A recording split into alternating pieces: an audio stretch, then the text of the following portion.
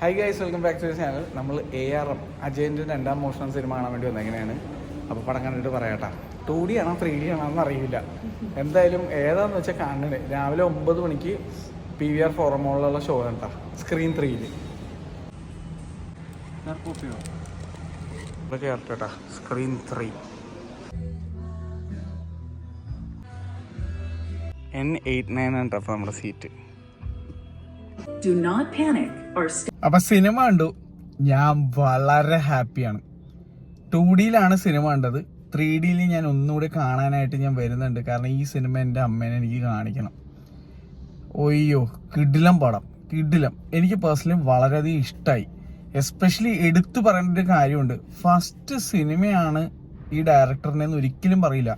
ഡയറക്ടറിന് പണി അറിയാം. ജിതിൻ ലാൽ അടിപൊളിയായിട്ടാണ് ഈ സിനിമ എടുത്തു വെച്ചിരിക്കുന്നത്. ഈ സിനിമ ഒരു ഫോക്ക് ലോറും 3 കാലഘട്ടങ്ങളും 3 വ്യത്യസ്ത character done by the same actor Tovino Thomas. അത് ഭയങ്കര രസമായിട്ട് ചെയ്തു വെച്ചിട്ടുണ്ട്. പിന്നെ എന്നെ ഭയങ്കരമായിട്ട് ഞെട്ടിച്ച 2-3 കാര്യങ്ങളുണ്ട്. ഒന്ന്, ഇതിലുള്ള കൃതി ഷെട്ടി എന്നുള്ള ആക്ട്രസും ടൊവിനോ ആയിട്ടുള്ള കോംബോ. ഇതിൽ 3 നടിമാരെ അഭിനയിച്ചിട്ടുണ്ട്. ഐശ്വര്യ രാജേഷ്, സുരഭി ലക്ഷ്മി, കൃതി ഷെട്ടി. 3 പേരിലും കോംബോ അടിപൊളിയായിരുന്നു. അത് ഈ അജയൻ, കുഞ്ഞിക്കേളു, മണിയൻ എന്നുള്ള കഥാപാത്രങ്ങളിൽ അവരവരുടെ പാർട്ട്നേഴ്സായിട്ടുള്ള ടൊവിയുടെ ആ ഒരു എന്താ പറയാ, ആ ഒരു കെമിസ്ട്രി അടിപൊളിയായിരുന്നു. സൂപ്പർ. നമുക്ക് കൃതി ഷെട്ടിയും ടൊവിനോടെ ക്യാരക്ടറുമായിട്ടുള്ള അജയൻ വരുന്ന ആ ഒരു കോംബോ നമുക്ക് ഭയങ്കര ക്യൂട്ടായിട്ട് ലവബിൾ ആയിട്ട് ഫീൽ ചെയ്യും. അതേസമയം കുഞ്ഞിക്കേളും ഐശ്വര്യ രാജേഷുമായിട്ടുള്ള ആ ഒരു ക്യാരക്ടർ ഉള്ള ആ ഒരു കോംബോ നമുക്ക് ഭയങ്കര റെസ്പെക്ട്ഫുള്ളും ഒരു വേറൊരു രീതിയിലാണ് ഫീൽ ചെയ്യണത്. അതേസമയം മണിയനും നമ്മുടെ സുരഭി ലക്ഷ്മിയുടെ ക്യാരക്ടറുമായിട്ടുള്ള ആ ഒരു കോംബോ ഭയങ്കര സ്ട്രോങ് ആയിരുന്നു. ഭയങ്കര ഫിയേഴ്സ് ആയിട്ടുള്ള ഒരു ഭയങ്കര വൈൽഡ് ആയിട്ടുള്ള രീതിയിലുള്ള അങ്ങനത്തെ ഒരു ഭയങ്കര അടിപൊളി ഒരു കെമിസ്ട്രി. 3 അടിപൊളിയായിരുന്നു.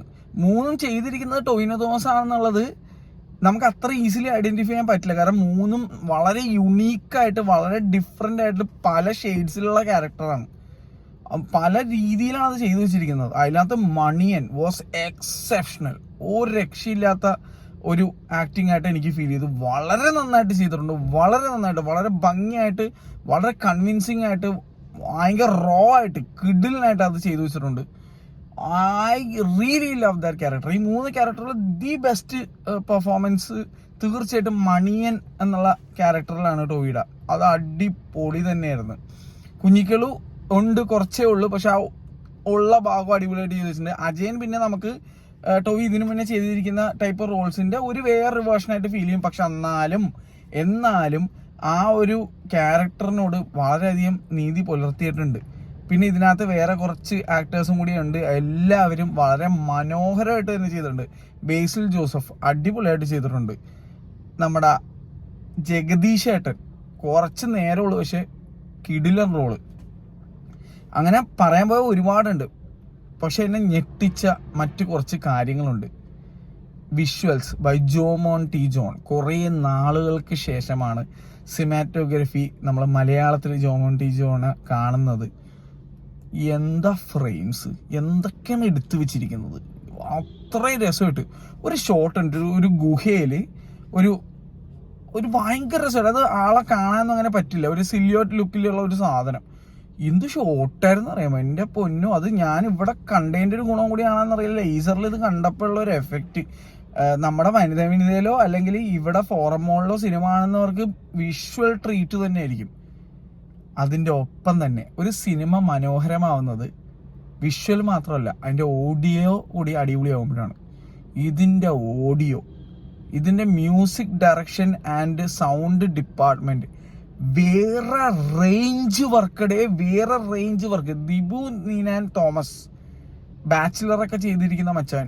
എന്താണോ നിങ്ങൾ ചെയ്തു വെച്ചിരിക്കുന്ന സ്കോറും കാര്യങ്ങളൊക്കെ, എന്ത് രസമായിരുന്നറിയാമോ.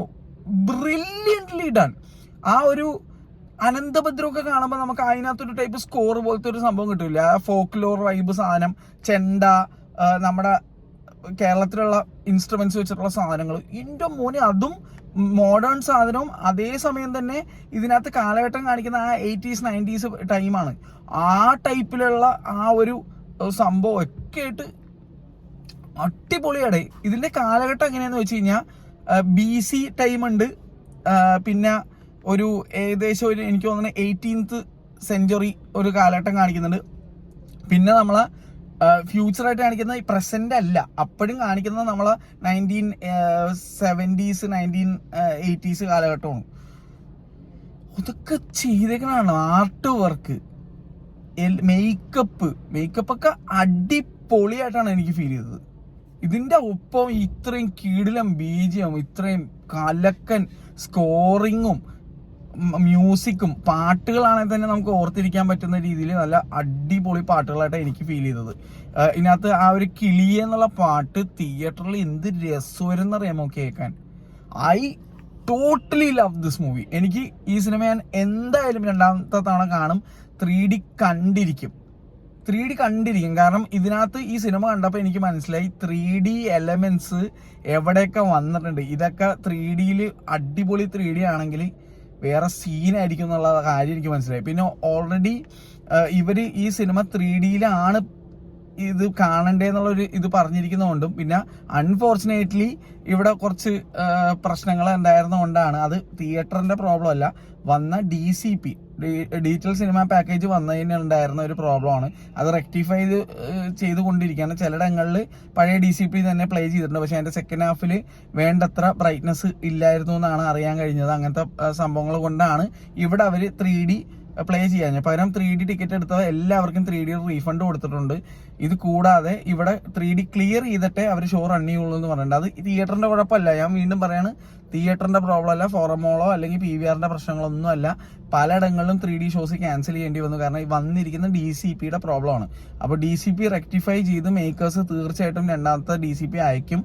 ഇപ്പോൾ അത് ഡൗൺലോഡ് ചെയ്തുകൊണ്ടിരിക്കുകയാണെന്നാണ് എനിക്ക് അറിയാൻ കഴിഞ്ഞത്. ഞാൻ അവിടെ PVRലെ മാനേജറായിട്ട് സംസാരിച്ചു. അപ്പോൾ പിന്നെ അതുപോലെ തന്നെ നമുക്ക് അഖിലും കുറേ ഇൻഫർമേഷൻസ് തന്നു. അപ്പോൾ ഇതെല്ലാം അനുസരിച്ചിട്ട് എന്താണ്, ഇന്ന് വൈകുന്നേരത്തിനകമോ അല്ലെങ്കിൽ നാളേക്കുള്ളിൽ 3D റെഡിയാവും. 3D റെഡി ആയതിനു ശേഷം ഞാൻ എന്തായാലും അമ്മയും കൂട്ടിക്കൊണ്ട് ഈ സിനിമ PXLോ അല്ലെങ്കിൽ നമ്മുടെ വനിത വിധയിലോ സിനിമ ഞാൻ കാണാൻ പോകുന്നതായിരിക്കും. അതിന്റെ അഭിപ്രായം കൂടി ഞാൻ ഇട്ടേക്കാം. 3D ഈ സിനിമ കാണാൻ എങ്ങനെ ഉണ്ടായിരുന്നുള്ള. ഫോർ ദ ടൈം ബീങ് ഞാൻ പറയാണ്, എന്നോട് നിങ്ങൾ അഭിപ്രായം ചോദിക്കുകയാണെങ്കിൽ വേറെ ലെവൽ സിനിമയായിട്ടാണ് എനിക്ക് ഫീൽ ചെയ്തത്. ഗംഭീര അനുഭവമായിരുന്നു. സൗണ്ട് ആയാലും ആക്ടിങ് വൈസ് ആയാലും ഡയറക്ഷൻ വൈസ് ആയാലും. ജിതിൻ ലാൽ മച്ചാനെ, നിങ്ങൾക്ക് പണി അറിയാം. Looking forward to your next movie man. ഇത്രയും ഡെഡിക്കേഷനോടെ ഈ സിനിമ നിങ്ങൾ ചെയ്തതും കാണാനുണ്ട്. നമുക്ക് ഈ സിനിമ കാണുമ്പോൾ അറിയാം നിങ്ങൾ എടുത്തിരിക്കുന്ന ഹാർഡ് വർക്ക് എന്താണെന്നുള്ള. ജിതിൻ ഇതിനകത്തൊരു ചെറിയ റോളും ചെയ്തിട്ടുണ്ട്. വളരെ നന്നായിട്ട് വന്നിട്ടുണ്ട്. അത് വളരെ നന്നായിട്ട് വന്നിട്ടുണ്ട്. എല്ലാവരും ഈ സിനിമയിൽ ആരെങ്കിലും ഓവർ ആക്ട് ചെയ്തോന്ന് ചോദിച്ചാൽ അങ്ങനെ തോന്നുന്നേ ഇല്ല. പിന്നെ കുറേ കാലമായിട്ട് നമ്മൾ കാണാതെ ഇരുന്ന കുറേ മുഖങ്ങൾ നമുക്ക് ഈ കാണാൻ പറ്റുന്നുണ്ട്. ബിജുക്കോട്ടൻ ചേട്ടൻ, അങ്ങനെ കുറച്ചധികം പേര് നമുക്ക് ഈ സിനിമയിൽ കാണാൻ കിട്ടുന്നുണ്ട്. എല്ലാവരും നന്നായിട്ട് തന്നെ ചെയ്തിട്ടുണ്ട്.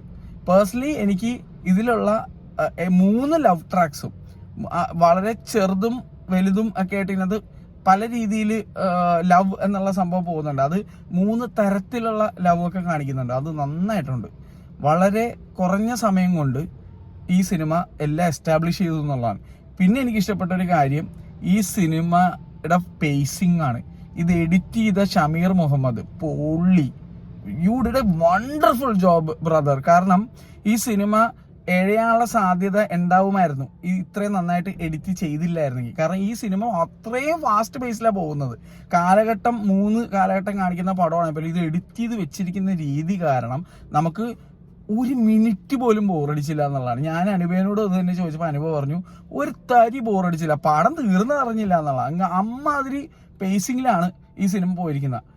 ഈ പേസിങ്ങിന്റെ കാര്യങ്ങൾ പറഞ്ഞപ്പോഴാണ് ഞാൻ പെട്ടെന്നൊരു കാര്യം ഓർത്തെടുത്തത്. ഇതില് വില്ലനായിട്ട് അഭിനയിക്കുന്ന കുറച്ച് ക്യാരക്ടേഴ്സിൽ ഒരാളുടെ പേര് ഞാൻ എടുത്തു പറയാണ്, ഹരീഷ് ഉത്തമൻ.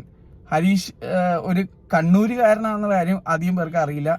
തമിഴ്നാട്ടിൽ ആണ് കൂടുതലും, തമിഴ് മൂവീസിലാണ് ഹരീഷ് വരാറുള്ളത്. കന്നഡയിലൊക്കെ അഭിനയിക്കാറുണ്ട്.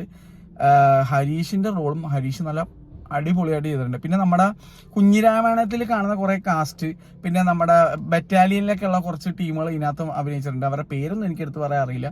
അവരൊക്കെ അവർക്ക് കൊടുത്തിരിക്കുന്ന റോള് നന്നായിട്ട് ചെയ്തു. അവരുടെ കോസ്റ്റ്യൂംസ് ലുക്കൊക്കെ ആ ഒരു 70s 80s കാലഘട്ടത്തിലുള്ള ആ ഹിപ്പി ജാങ്കോ ലുക്ക് സാധനങ്ങളൊക്കെ അടിപൊളിയായിരുന്നു.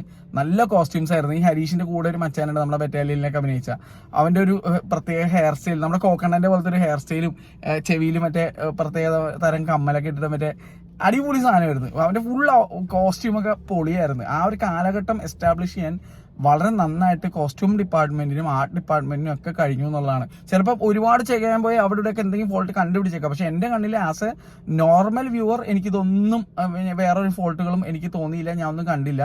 പേഴ്സണലി എനിക്ക് ഭയങ്കര അധികം വർക്കായി ഈ സിനിമ. എന്തായാലും ഐ ലവ് ദിസ് മൂവി. നിങ്ങൾ ഈ സിനിമ കണ്ടവരാണെങ്കിൽ അഭിപ്രായം എന്താണെന്നുള്ള രേഖപ്പെടുത്തുക. അൺനെസസറി ആയിട്ടുള്ള സിനിമ കാണാതെയുള്ള ഡീഗ്രേഡിങ് ഞാൻ എൻ്റെ വീഡിയോയുടെ താഴെയുള്ള കമന്റ് ബോക്സിൽ അലൗ ചെയ്യുന്നതല്ല.